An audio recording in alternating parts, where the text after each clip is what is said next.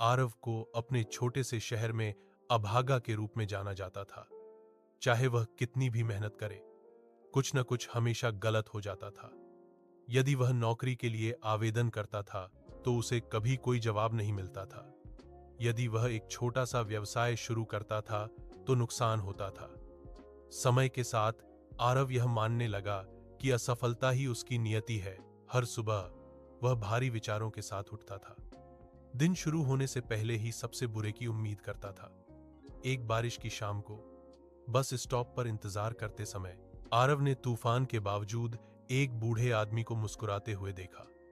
उत्सुक होकर उसने पूछा, जब सब कुछ इतना मुश्किल है तो आप कैसे मुस्कुरा सकते हैं? बूढ़े आदमी ने धीरे से उत्तर दिया, क्योंकि मैं दुनिया के मेरे लिए चुनने से पहले अपने विचारों को चुनता हूं।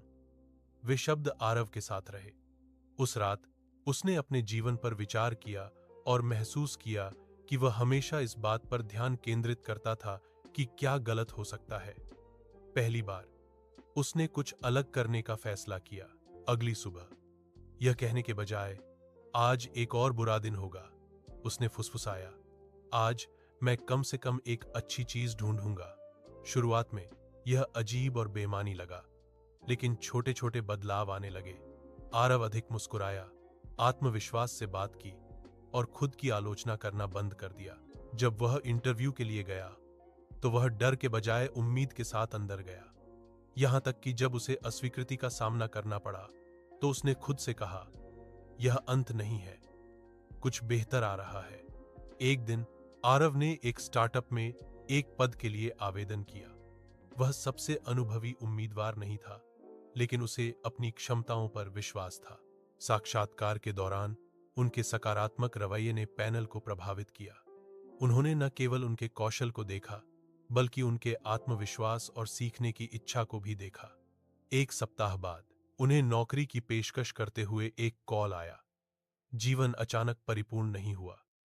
चुनौतियां अभी भी आईं, लेकिन आरव ने उनका अलग ढंग से सामना किया।